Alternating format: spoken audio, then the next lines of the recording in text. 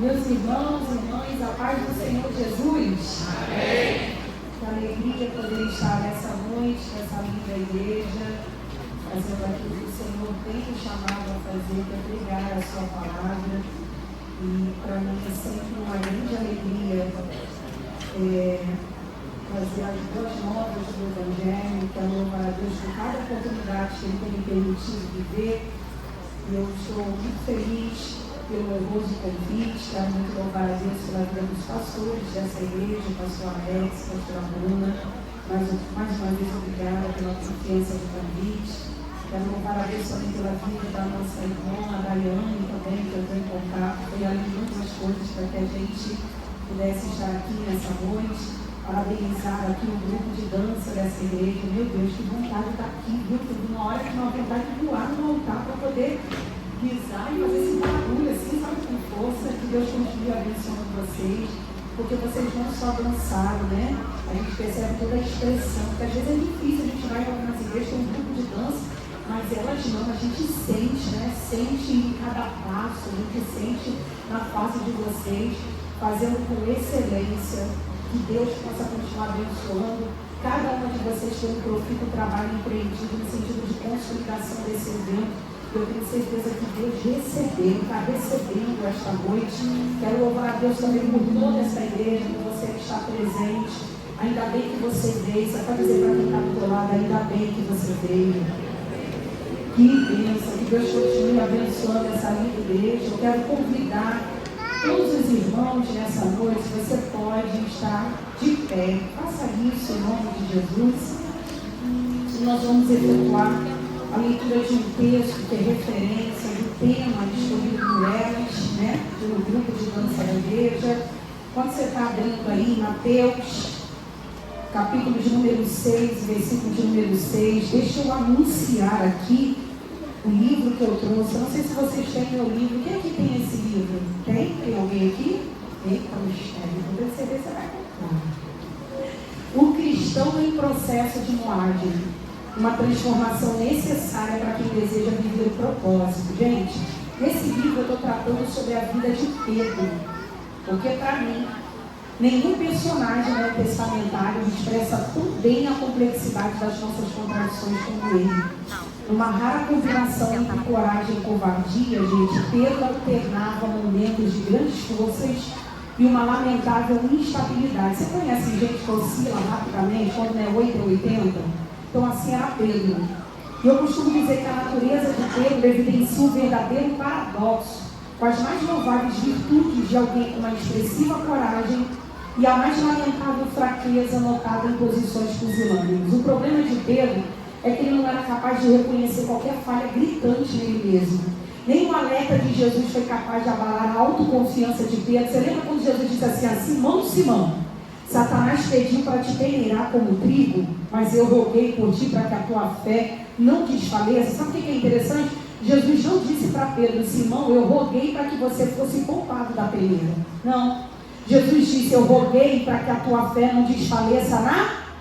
Vamos ver se você está aqui mesmo. Que a sua fé não desfaleça na peneira. É como se Jesus estivesse dizendo para Pedro, Pedro, que o diabo vai usar para te destruir, eu vou usar para te aperfeiçoar. O que o diabo vai usar para te afligir, eu vou usar para te purificar. Onde, Pedro, o diabo quer extrair o pior de você, na peneira, eu realizo o melhor em você. E sabe que Jesus é lindo demais. E sabe o que é interessante? Que mesmo quando a gente falha com Jesus, porque Pedro falhou com Jesus, você concorda? Você está aqui? Você aí da galeria. Pedro falhou com Jesus, porque negou Jesus 3 vezes. E quantas vezes a gente não falha com ele? Mas Jesus é lindo demais, porque mesmo quando a gente falha, Jesus não descarta a gente. E você já reparou que toda iniciativa de reconciliação nunca é do homem que peca? Porque quem falha é Pedro, mas quem vai ao encontro é?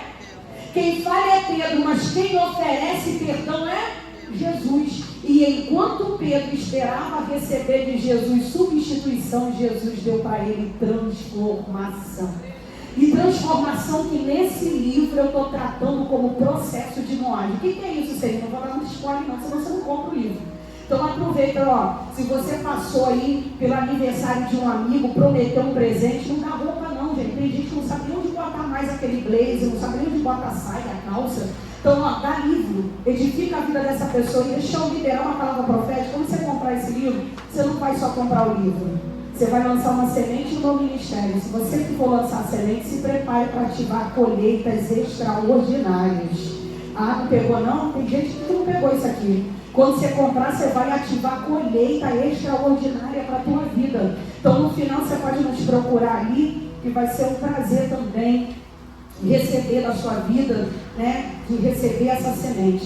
Deixa eu também aproveitar e anunciar algo para vocês, porque eu fui intimada pelas meninas. Nós estamos no primeiro encontro de mulheres designadas agora no dia 24 de junho. Se você não tem nenhum lugar para ir, você não pode deixar de se inscrever.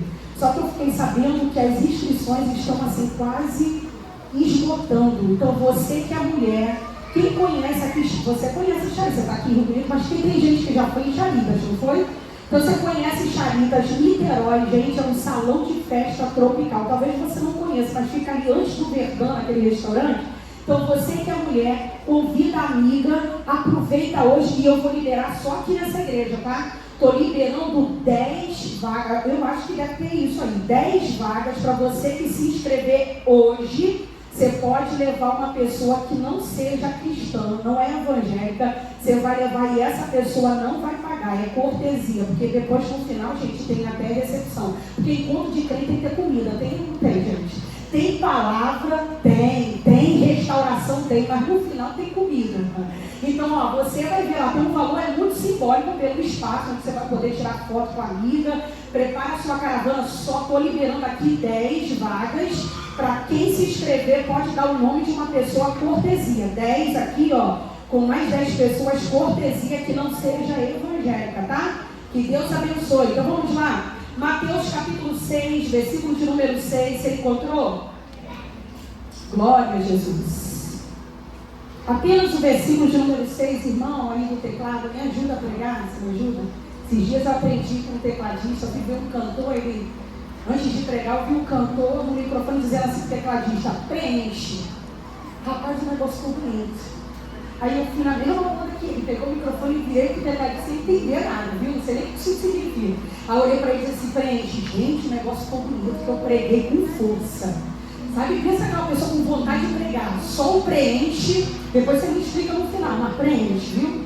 Glória a Jesus. Versículo de número 6, do capítulo 6 diz, mas tu quando orares, entra no teu quarto, fechando a tua porta, ora teu Pai que está em secreto, e teu Pai que vem em secreto te recompensará publicamente.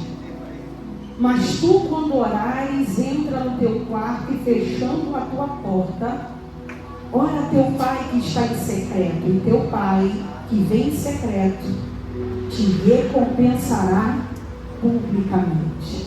Você pode tomar o seu assento.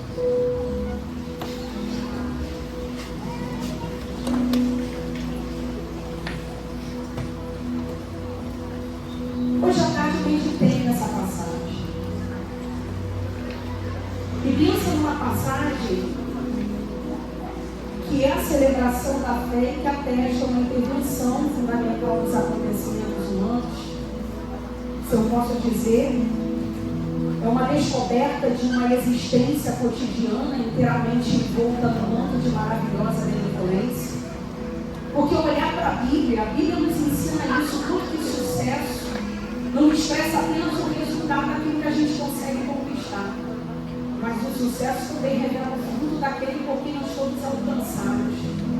Por isso que sucesso não é o quanto você cresceu, mas o quanto permaneceu. Sucesso não é o quanto você alcançou, mas o quanto você enraizou.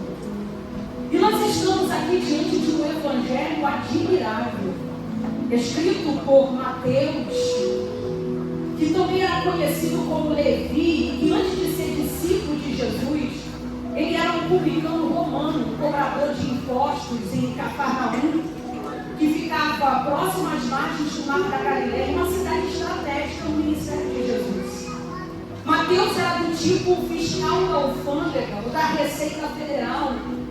E sabe que os publicanos romanos naquela época não eram muito bem vistos pela comunidade judaica, porque os publicanos romanos, eles eram considerados como assassinos e ladrões, porque eles cooperavam com Roma na sua dominação e cobravam mais do que era devido.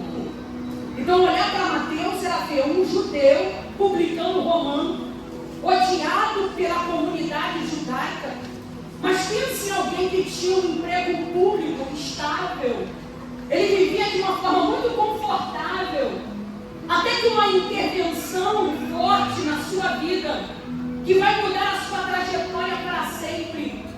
Quando ele, que era morador da cidade de Cafarnaum, e muito provavelmente ele deve ter presenciado muitos milagres realizados por Jesus ali. Mas no dia que ele saiu de casa para mais um dia normal de trabalho, enquanto ele estava envolvido nas suas atividades laborais, na coletoria, quando Jesus o vê sentado, Jesus lhe faz um convite sério. E ele vai deixar tudo para seguir a Jesus. Porque é muito provável que tudo que ele tenha presenciado, visto, através de Jesus, no contexto imediato de Cafarnaum, deve ter influenciado fortemente na sua decisão de abandonar tudo para seguir a Jesus. E ele vai nos ensinar que aqueles que aspiram a uma grande liderança precisam aprender a renunciar à estabilidade do homem para aceitar a mudança de Deus. Após a decisão de abandonar tudo para seguir a Jesus, Mateus é alguém que vai promover um banquete na sua casa, para aproximar Jesus dos seus amigos publicanos que eram desprezados pelos judeus. E é na casa de Mateus que Jesus vai dizer que ele veio para os pecadores. Porque Mateus não foi só transformado, mas ele se torna instrumento nas mãos de Jesus para a transformação dos outros. Porque isso é evangelho. Evangelho é compartilhar com os outros o que Jesus compartilhou com a gente. Aí Mateus vai seguir Jesus por diversos lugares. Ele vai ouvir os ensinamentos de Jesus. Ele vai presenciar os seus milagres. Mateus viu Jesus sendo preso, crucificado, mas ele também foi testemunha da ressurreição do Salvador. E antes da ascensão de Jesus, Mateus e os demais discípulos receberam uma comissão, quando Jesus disse: ide e fazei discípulos de todas as nações. Porque segundo os relatos históricos disponíveis, Mateus foi fiel a esse chamado até o final da sua vida. Porque cerca de 35 anos depois, ele recebe, ele inspirado pelo Espírito Santo, decide escrever esse evangelho que leva o seu nome. Cerca de 65 anos depois de Cristo, as mesmas mãos habilidosas que eram usadas para preencher os recibos de cobrança de impostos, essas mesmas mãos estão escrevendo esse evangelho com uma mensagem poderosa que ainda transforma vidas até o dia de hoje. Esse é Mateus, um escritor por excelência, um homem que escreve esse evangelho de maneira simples, direta, ordenada. Ele vai escrever esse evangelho como uma testemunha ocular dos fatos. E eu gosto desse evangelho, porque é o evangelho mais conhecido dos evangelhos sinópticos. Embora ele repita aqui diversos acontecimentos que foram relatados pelo evangelho de Marcos, o primeiro evangelho a ser escrito, mas ele tem as suas próprias características e narrativas. Porque Mateus procurou mostrar que Jesus, por seu nascimento, por seu batismo, por seu ministério, pelos seus ensinamentos e poder, era o Messias prometido. Embora Lucas vai mostrar Jesus como homem perfeito, Marcos como servo perfeito, João como filho de Deus, mas Mateus procurou mostrar Jesus como rei dos judeus. É por isso que esse evangelho, ele é chamado como o evangelho do rei.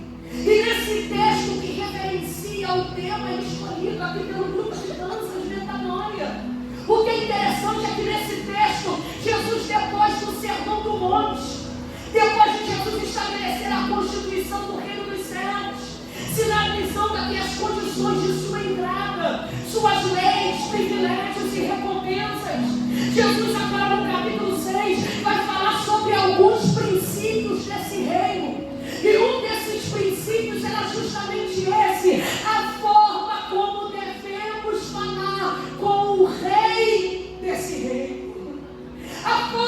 como os discípulos deveriam orar. Jesus está instruindo que eles deveriam orar diferente dos fariseus.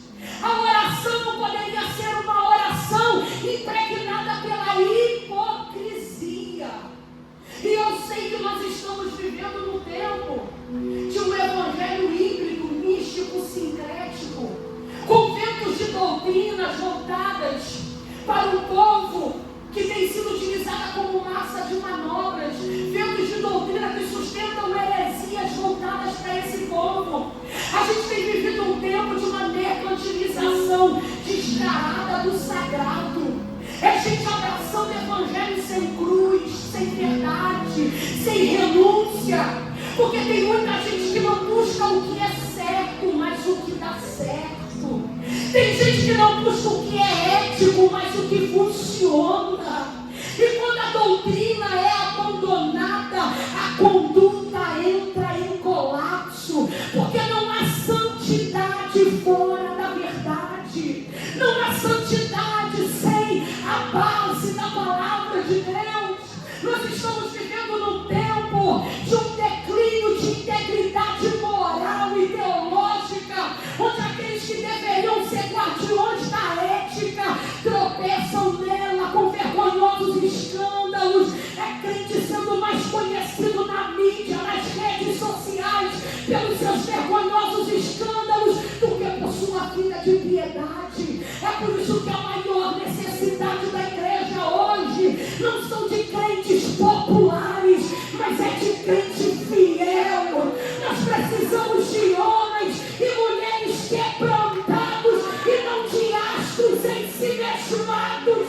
O que a gente precisa é de homens e mulheres que não sejam reconhecidos pelo que tem, mas pela integridade do seu caráter. Porque não adianta ter cultos carismáticos se a vida do adorador é imoral. Não adianta ser fervoroso na igreja, mas ser desonesto nos negócios. Não adianta ser religioso ao extremo, mas ser contraditório na ética. Não adianta ser moralista na igreja, mas ser carnal em casa. Não adianta ter carisma, mas não ter caráter. Não adianta ter dons espirituais, mas não ter o fruto do Espírito.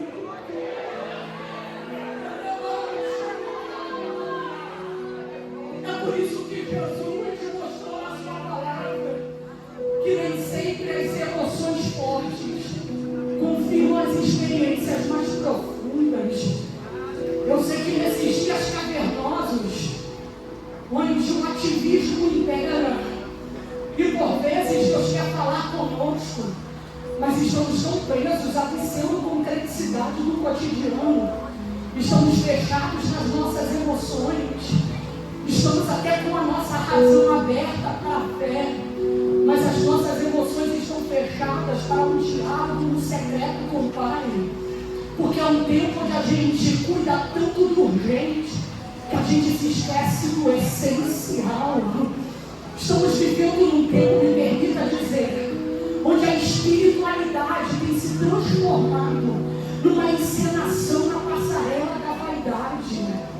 É tanta forçação para mostrar uma falsa intimidade, porque parece que a gente tem fabricado cultos a gosto da freguesia, onde nos preocupamos muito mais com a extensão do templo do que com a sua profundidade.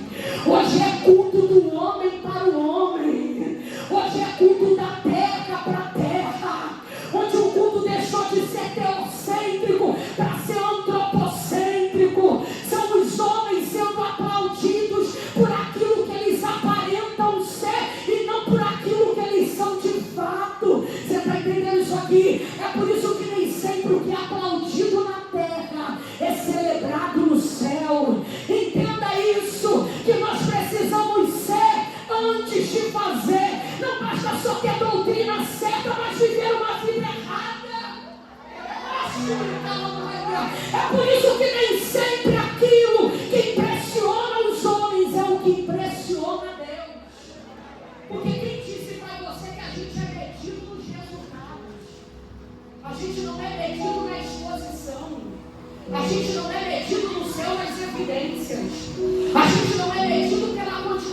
aplausos. Me permita dizer, a gente não é medido pela quantidade de curtidas e comentários nas redes sociais, porque o que é aplaudido hoje esquece amanhã.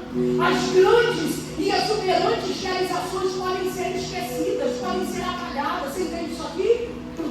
E quem disse para você que Deus te chamou para você viver na dependência de elogios, de status, de validação humana? Então, quer um conselho? Liberte-se das opiniões dos outros. Quer um conselho? Não mude quem Deus te chamou para ser por migalha de aceitação. Porque você não é qualquer um, você não é todo mundo. Você é de liberte-se daquilo que não lhe cabe. Eu estou sentindo uma graça aqui nesse altar. Eu vou entregar o que Deus está mandando falar. Sinta a presença de Deus. A gente não é só medido pela resistência diante do inimigo. A gente também é medido pela resiliência diante do propósito. A gente não é medido pela quantidade de aplausos. A gente é medido pela autenticidade da entrega. Você vai entendendo? É a autenticidade da entrega. Porque tem muita gente desejando o chamado, mas tem poucos vivendo o propósito. Tem muita gente querendo uma missão, mas poucos que têm a estrutura que o céu procura. Então o conselho não é sobre fazer, nunca foi sobre fazer, é sobre fluir. Não é sobre cumprir, é sobre brotar. É por isso que eu tenho que declarar para a vida de alguém aqui: aquilo que o céu escreveu ao teu respeito, também o outro não viverá. Aleluia. Se é o que Deus escreveu para você, você vai viver, você vai viver. Oh, aleluia. Você está entendendo que os maiores encontros com Deus não estão no público. Os maiores encontros com Deus não é em público, é no secreto. Porque é o oculto que nos forja para o visível. Vou repetir. É o oculto que nos forja para o visível. Quem tem histórico com Deus no secreto vive promessa em público. Porque o altar pode te dar visibilidade, mas é o secreto que te dá autoridade. E deixa eu falar uma verdade aqui: no secreto não tem aplausos. No secreto tem sussurros. No secreto não tem atores desempenhando papéis, fingindo ser quem não é. O secreto, o lugar onde nós estamos a sós com Deus, nós encaramos verdades a respeito de nós mesmos. Secreto não tem vitrine de autopromoção. Secreto não tem holofote de reconhecimento. Secreto não tem autopromoção. Não tem propaganda dos seus próprios feitos como uma autovalorização. Secreto tem o que é deleite em Deus. Porque secreto você se entrega sem se preocupar com o julgamento alheio, externo. No secreto você não é medido pela performance. No secreto você é medido pela sinceridade. Oh, meu Deus do céu. No secreto você não coloca a máscara da perfeição para esconder pecado. Secreto, meu irmão, você não precisa fingir santidade. Porque secreto desmascara qualquer espiritualidade ostentatória, cênica, farisaica, teatral. Eu vim dizer para alguém aqui: secreto não tem encenação religiosa. Secreto não tem performance cativante. Secreto não tem subterfúgio da teatralização. Porque secreto não tem palco para figurões. Mas sabe que coisa maravilhosa? Secreto tem joelhos para pecadores quebrantados. Eu vou repetir: secreto tem joelhos para pecadores quebrantados. Porque tem hora que a gente cansa. Diga se a gente cansa. Diga com vontade: a gente cansa. A gente cansa de fingir que está tudo bem. Tem hora que a gente cansa de fingir que é forte. Tem hora que a gente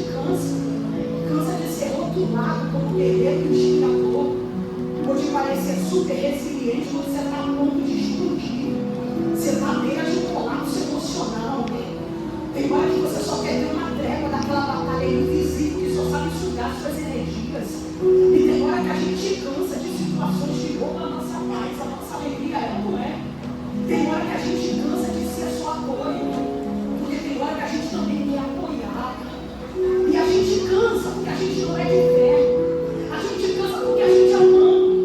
A gente cansa de palavras não cumpridas, de portas que não se abrem. A gente cansa de esperar por mudança num ambiente que só tem repetição. A gente cansa de posse de dignidade sem empatia. A gente cansa de ver tanta hipocrisia. A gente cansa de ser presente na vida de gente ausente. A gente cansa de se doar para quem não valoriza, quem não corresponde na mesma medida. E quando a gente cansa, o que a gente deve fazer? Vai pro secreto. Vai pro secreto. Porque o secreto revela a grandiosidade de Deus. E revela quem realmente nós somos. O secreto você descobre que você não é conquistador. O secreto você descobre que você não é uma estrela para pouca constelação. É num ambiente a sós com Deus que você esvazia de todo o oxigênio de arrogância, de soberba. Não precisa colocar capa de super crente. Você está sós com Deus. Ali você mostra a sua fragilidade. Ali você diz até onde vai me dar o nível. Eu já não aguento mais. Ali você não precisa forjar santidade. Ali não é lugar para máscara. Você está entendendo? Não precisa botar máscara da perfeição, porque Ele te vê no secreto. O Deus que você encontra no secreto é um Deus que te enxerga também no oculto. Ele vai nos lugares mais profundos e secretos da tua alma. Eu costumo dizer que Deus é aquele que lê a nossa correspondência sem ter abrir o envelope. Então é no secreto que você entende que você não é a última bolacha do pacote. Você entende que nunca foi sobre você, mas é sobre Ele. Porque quem faz é Ele, quem trabalha é Ele, quem dá o crescimento é Ele, quem faz prosperar é Ele, quem capacita é Ele. Você está entendendo? Eu vim declarar para a vida de alguém que Deus tem segredos.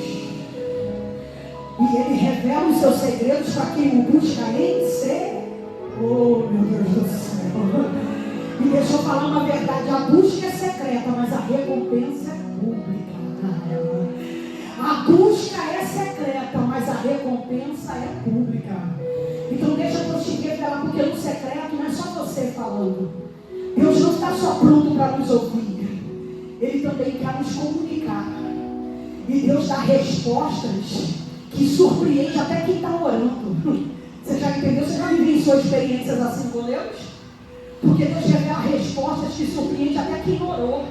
Porque o secreto Deus quer revelar para você também os seus mistérios, seus propósitos, a sua maravilhosa graça. E eu aprendo aqui pelo menos 4 verdades sobre a importância da oração no secreto. Eu quero revelar 4 verdades sobre a oração, que é sobre isso que eu desejo pregar. A primeira verdade sobre a oração, de quem busca, quem entende o segredo do secreto, é entender que a oração é a expressão da nossa conversão. Diga assim, a oração é expressão da nossa conversão. Eu costumo dizer, vou repetir aqui, que a oração é a grande ponte em que os engenheiros celestiais construíram entre a terra e o nome de Deus. A oração é a avenida central que Deus utiliza para nos transformar. Não há cristianismo vivo e autêntico sem oração. Porque aquele que nasceu de novo não vive sem clamar. E se você é de Deus, você tem que ser alguém comprometido com a oração. Eu vou te mostrar o quanto que a oração é a expressão da nossa conversão. Porque crente que se diz convertido, que não ora, que conversão é essa? Deus em todo o tempo ele usou homens para seu serviço, mas quando ele precisou de um valente obreiro, ele foi buscar para as filhas do inimigo. Ele transformou, lembra? Paulo no verdadeiro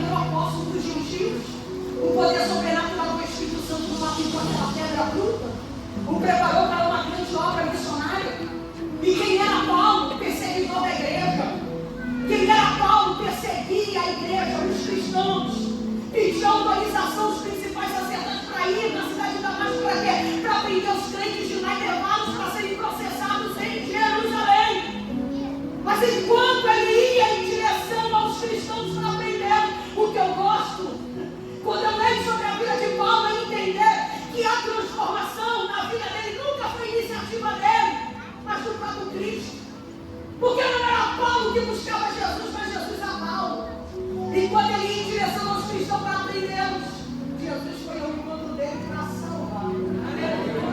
Ele caiu como um judeu orgulhoso e cruel, mas ele levantou-se como um crente humilhado e quebrantado. Num só momento, Cristo transformara de feroz fariseu no verdadeiro discípulo. Você lembra disso?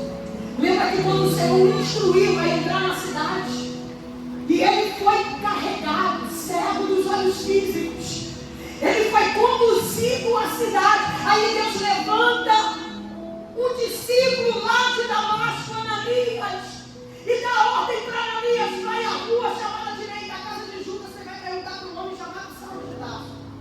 Aí o Senhor diz para Ananias: quando você chegar lá, você vai encontrar o quê? Leia Atos 9, você vai entender.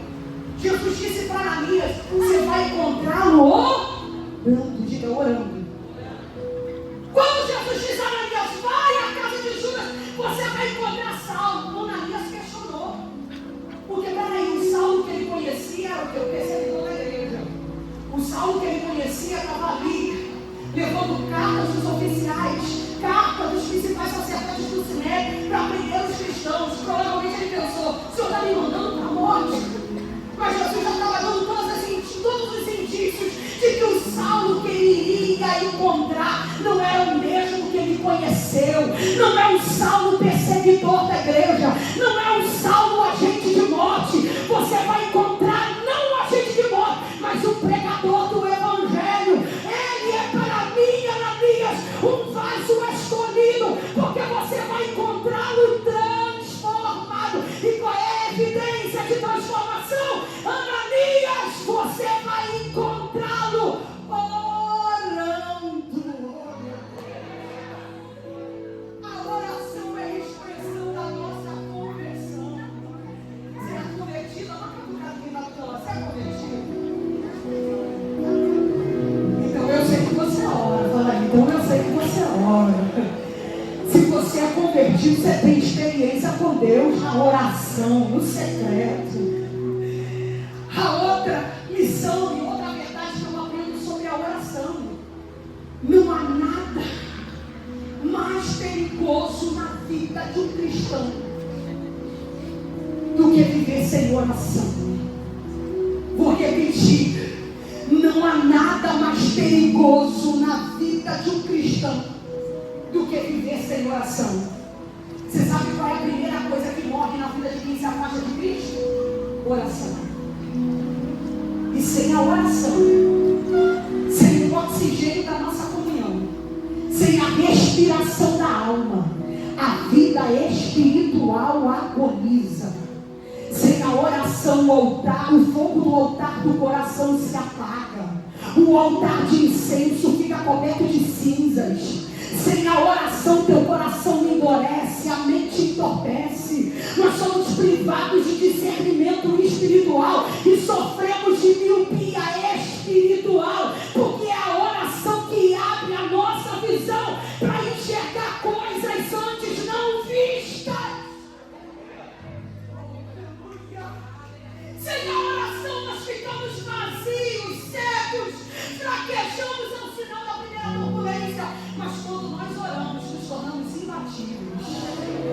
Você está entendendo? Quando nós oramos, porque a oração é a fonte de poder. É por isso que Charles Spurgeon dizia que a sua biblioteca de nada faria diante da sua sala de oração. Sabe o que Charles Spurgeon dizia? Que a sua fonte de poder não vinha dos livros, mas vinha do trono de Deus. A oração é a fonte de poder.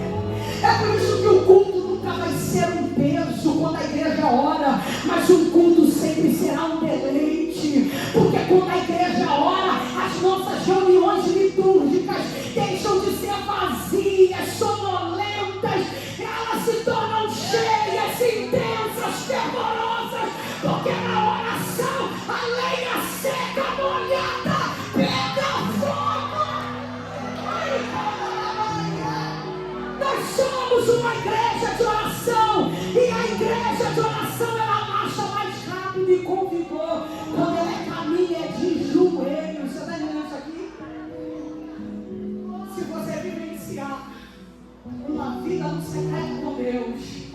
Se você orar como você nunca orou, também se prepare para vivenciar experiências com Deus como você nunca vivenciou.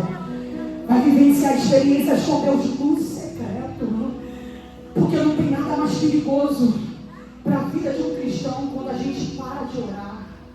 Se você entender que as batalhas espirituais que são travadas no mundo espiritual, numa guerra invisível, mas quando a gente ora, Deus coordena um exército do céu para lutar a nosso favor. É por isso que dizem que não há batalhas perdidas quando o joelho se dobra. Você entende isso aqui? E eu me lembrei da minha mãe, porque eu tenho um irmão, não sei se algumas pessoas chegaram a conhecer meu irmão, ele nem está mais aqui no Rio de Janeiro, mas o meu irmão se envolveu com as drogas.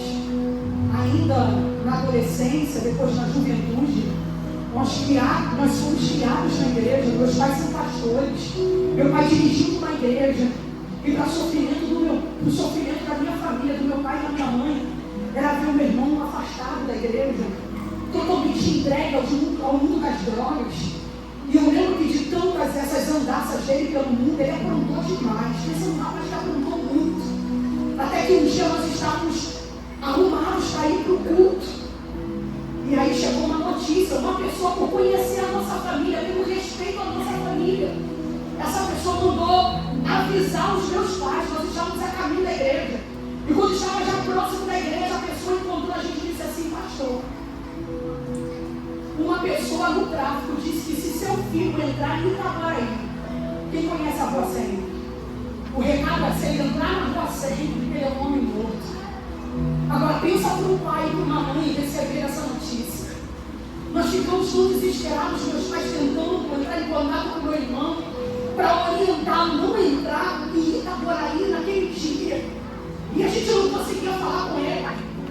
E diante do cenário de colapso na nossa frente, porque se tem uma coisa que os meus pais aprenderam, que quando a solução na terra entra em colapso, na oração o Senhor sempre sinaliza a direção a seguir. Os meus pais entraram na igreja, a primeira coisa que eles fizeram foi pedir o clamor da igreja. Todo mundo, penso na igreja, gemendo, chorando, clamando. E os meus pais diziam: nós vamos clamar por um livramento, porque agora só Deus, sabe? Toda a igreja de joelho e a gente clamando, gente. Imagina um culto, o nosso coração ainda angustiado, mas a igreja clamando. E quando nós voltamos depois do culto para casa, quem estava lá em casa? Meu irmão. A primeira coisa que a gente perguntou: como é que você fez para chegar ele sem entender nada? Ué, eu entrei pela roça, tudo que ele não podia ter feito, ele fez. E quando ele chegou em casa, a gente agradeceu a Deus pelo livramento. Aí não para por aí. Pouco tempo, os meus filhos eram pequenos. Eu fui pregar numa igreja Assembleia de Deus aqui em Rio Bonito. Aí eu estou pregando, gente, a igreja cheia. Acho que era evento de mulheres. E quando eu terminei de pregar, uma pessoa veio na minha direção, todo de terno, olhou para mim e disse assim: Celi, você não deve nem lembrar de mim. E quando ele começou a contar, a mesma pessoa que disse que meu irmão, se entrasse em Itaboraí, era um homem morto, aquela mesma pessoa estava lá transformada, obreira da igreja. Por que, Senhor? Porque há poder na oração. Nós oramos pelo livramento da vida do meu irmão. Hoje meu irmão está salvo, transformado. E quem disse que ia matar também está transformado. Você entende isso aqui? Porque quando você está aqui, se você entender que há poder na tua oração, você entende que a oração que te capacita também com poder para a realização do teu ministério. Enquanto você está aqui, com a tua oração, Deus está dando livramento para a tua casa, para a tua família. Há poder quando os joelhos se dobram. Terceira verdade que eu aprendo sobre a oração: quem ora não busca a validação externa com as suas defesas e justificativas. Porque quem ora aprendeu que é Deus que defende a nossa causa. Você está entendendo que você não precisa brigar com Deus? Discutir não vai resolver. Revidar com postagens provocativas nas redes sociais também não resolve. Levar para as franjas da justiça também não resolve.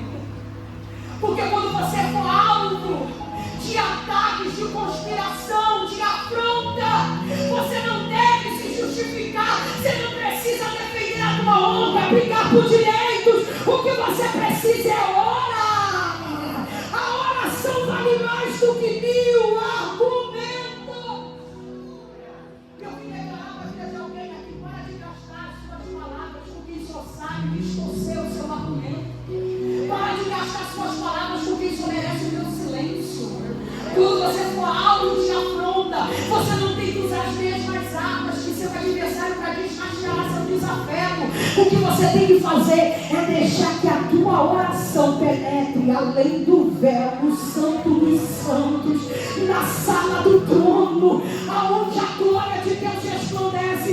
E que é um conselho: a tua oração não só desarticula o poder do mal contra a tua vida, a tua oração aciona o poder do céu em tua defesa. É você orando e Deus te justificando. É você orando e Deus cuidando da tua guerra.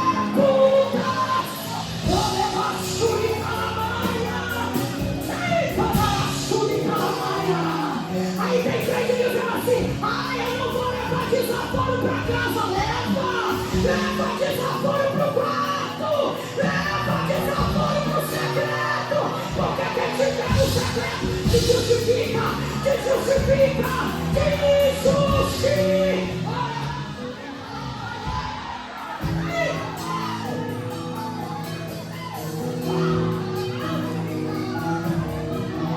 Eu estou sentindo Deus aqui.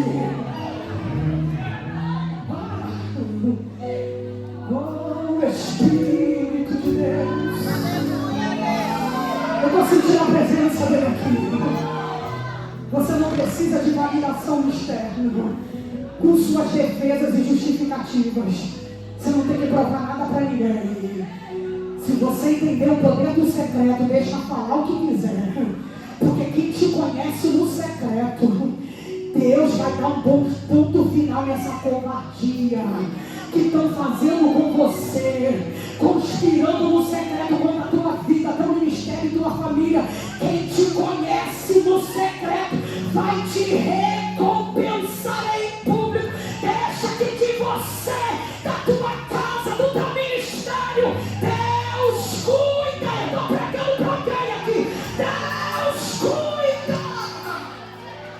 Olha, não cuida. Quem ora não precisa brigar por direito. Quem ora não precisa se defender. É você orando e Deus te defendendo. É você orando e Deus fechando a boca. É você orando e Deus te justificando. É você orando e Deus limpando a tua honra.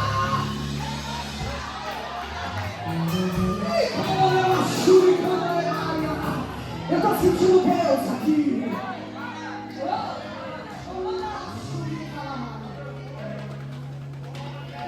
Eu vou terminar.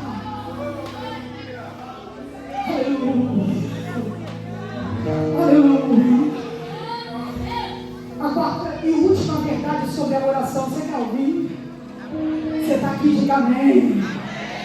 A oração é o combustível que alimenta a chama da missão.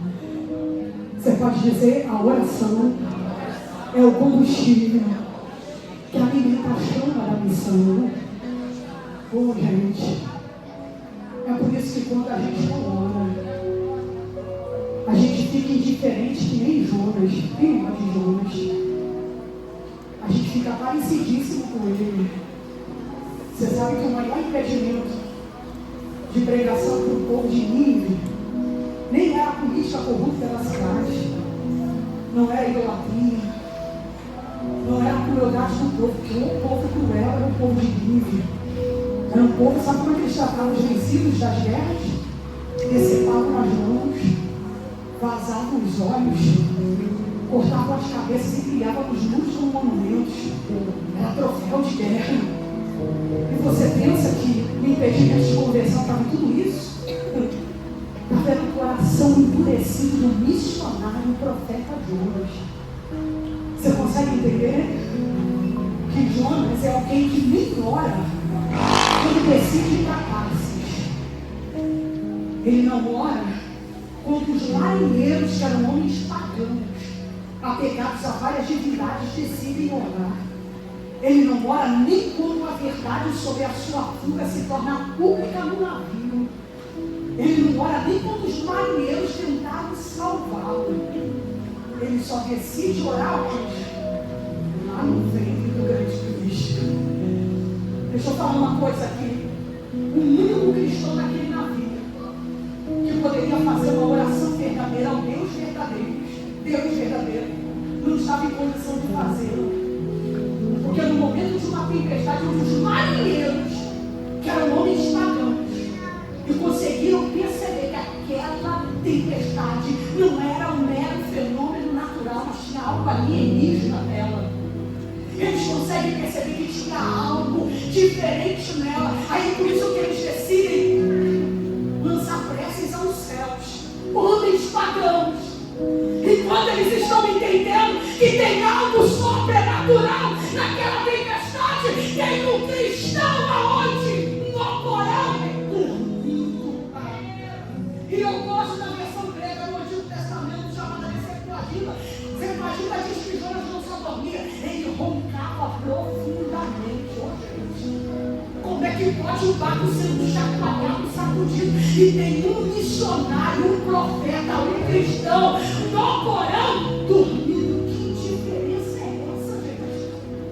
A ponto do chefe da embarcação, numa provável vistoria e inspeção, decide descer lá no porão, e quando se depara com o cristão dormindo, roncando, você consegue entender isso? Que tem gente assim, nem anos.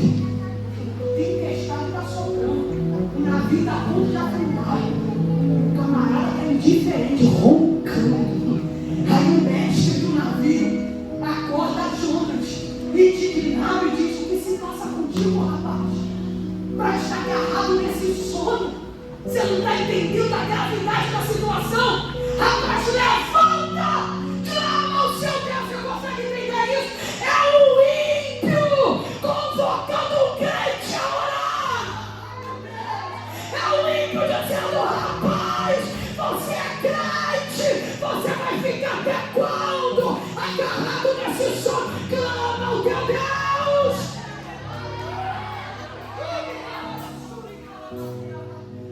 Oh, meu Deus do céu. Eu estou sentindo Deus.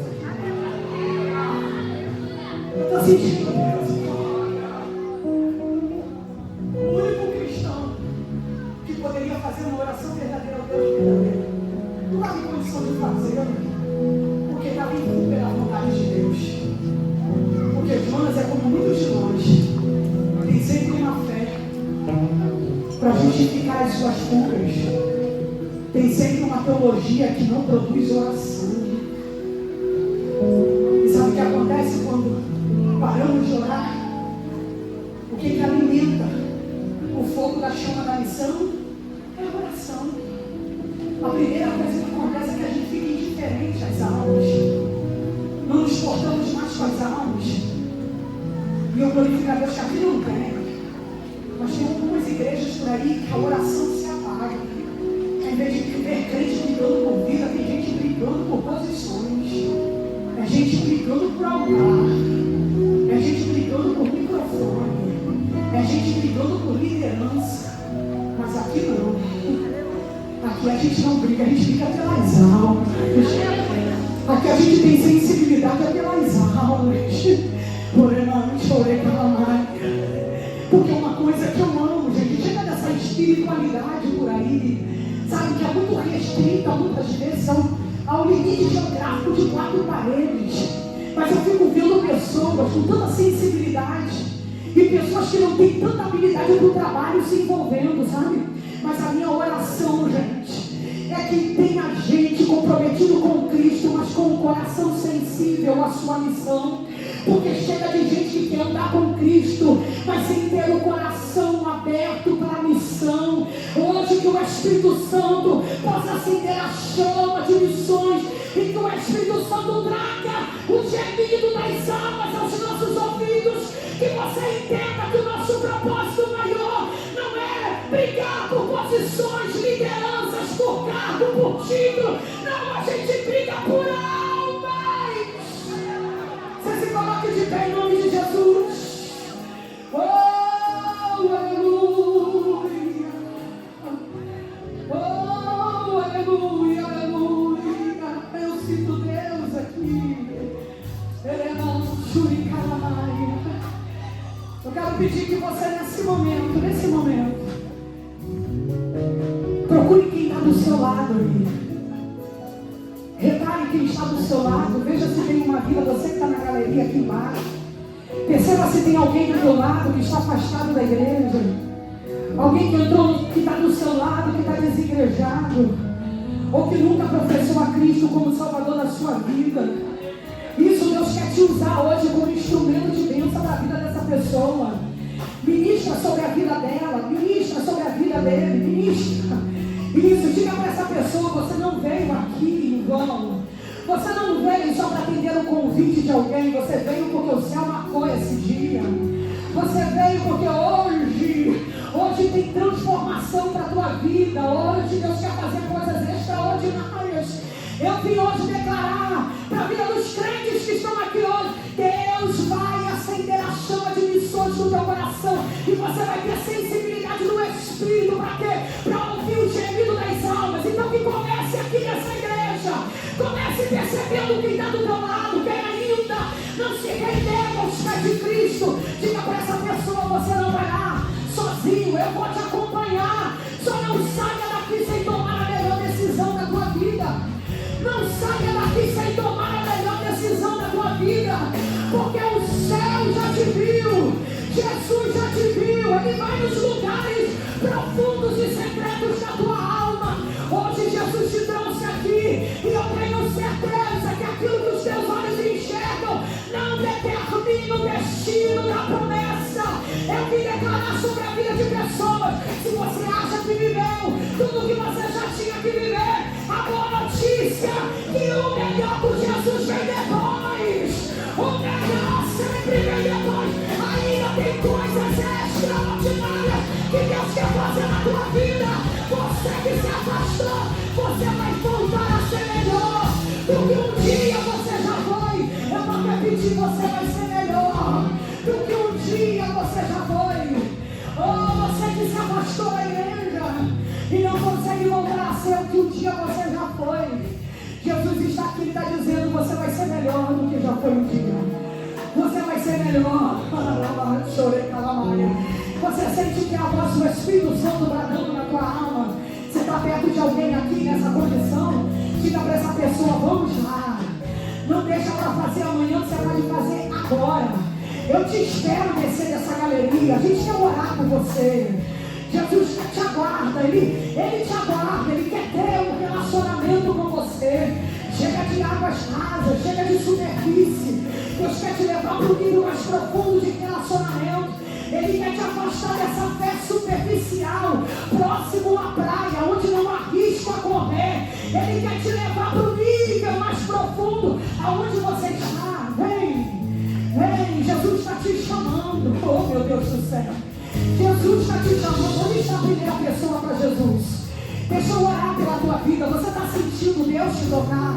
Você está sentindo o Espírito Santo gravando na tua alma e te dizendo: é hoje. Você é meu filho, você é minha filha. Não saia daqui sem tomar essa decisão. Você entende que é com você? Eu vou te aguardar aqui à frente. Cadê o grupo de louvor para louvar? Enquanto eles estiverem louvando, venha tomar sua decisão. Venha se entregar, não pela metade, porque Jesus não quer você pela metade. Jesus quer uma entrega total. Venha, diga para Ele, conta para Ele as suas limitações. Diga para Ele aquilo que você precisa que Ele faça. Mas não saia daqui sem um abençoador, porque Ele é muito melhor do que as muitas bênçãos que você vem buscar. Ele é melhor do que as muitas bênçãos. Jesus está te chamando, vem. Não deixa para amanhã o que você pode fazer agora. Eu vou perguntar por mais uma vez: aonde está você? Aonde está você que ouviu esta palavra? E que o Espírito Santo falou no teu coração. Você sente o teu coração queimar nesse momento. Você sente que é o Espírito Santo te convidando. E não dá mais para postergar, não dá para protelar. Porque a hora é agora. Essa é a noite, esse é o encontro. Um encontro transformador. Jesus quer transformar a tua vida e é uma transformação de dentro para fora. Uma transformação na forma, na estrutura, na essência do ser. Você está entendendo o que é com você? Porque teu coração está queimando. É o Espírito Santo, não é Seni te chamando, mas é o Espírito Santo insistindo com você. Aonde você está? Na galeria ou aqui embaixo? Essa é a hora. Se eu fosse você, eu corria aqui à frente. Porque eu sei que tem gente aqui que precisa ter esse encontro transformador. Eu sei que tem gente que precisa se render a Jesus. Você precisa deixar que o seu reino se desfaça. Você precisa deixar que o reino dele se estabeleça na tua vida. Oh, aleluia. Jesus está te chamando. Mas para que o reino dele venha, o seu precisa ir. As suas vontades se renda à vontade dele. Porque muitas vezes no nível do coração e da obediência, a gente até sabe o caminho a seguir. Mas no plano das decisões concretas, isso vem. Continuamos a lutar como uma caminhada na direção oposta. Oh, já tem uma aqui rendida na frente. Já tem outra vindo ali. Isso.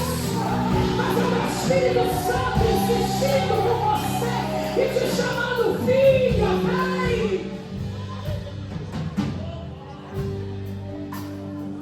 Vem. Se renda à vontade dele que é boa, agradável e perfeita. Ainda tem gente aí resistindo no banco, mas o Espírito Santo insiste com você. E eu quero perguntar por mais uma vez: aonde você está? Até quando você vai resistir à voz do Espírito Santo te chamando?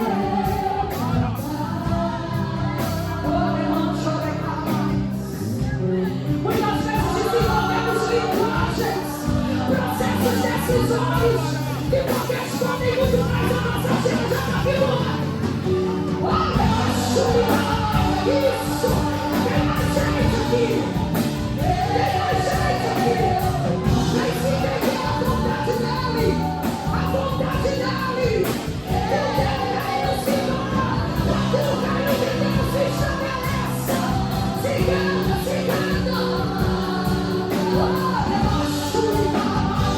Jesus já te viu!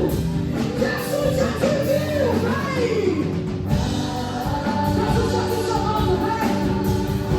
Jesus já te chamando, vem! Eu estou sentindo uma graça aqui nesse lugar. Jesus quer te revelar os seus propósitos. Jesus quer revelar o seu ministério. Jesus quer revelar a sua maravilhosa graça. E se eu fosse você, eu corria para esse altar, porque hoje é noite de entrega. Ainda tem mais gente aqui. Ainda tem mais gente aqui. Jesus está te chamando, vem. Oh, aleluia. Escuta o meu clamor. Já está vindo outra ali. Ainda tem mais aqui, tem mais aqui.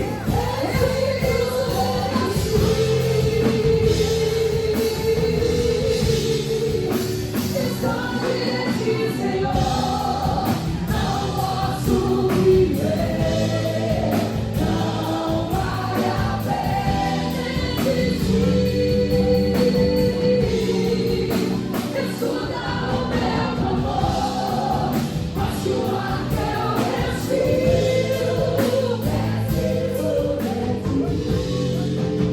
Eu vou perguntar pela última vez. Eu vou perguntar pela última vez. Jesus está insistindo com você. Já está vindo outro ali, ó. Jesus está insistindo. Já tem tudo para vir isso.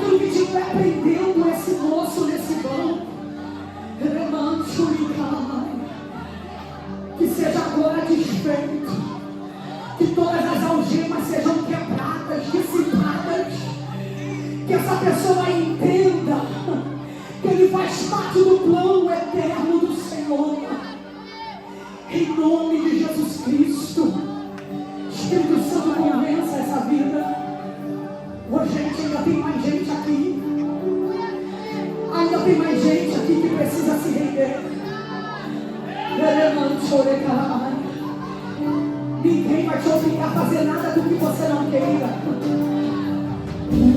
Só que ninguém pode te prender nesse mundo se você desejar vir aqui à frente. Jesus está insistindo na vida de alguém.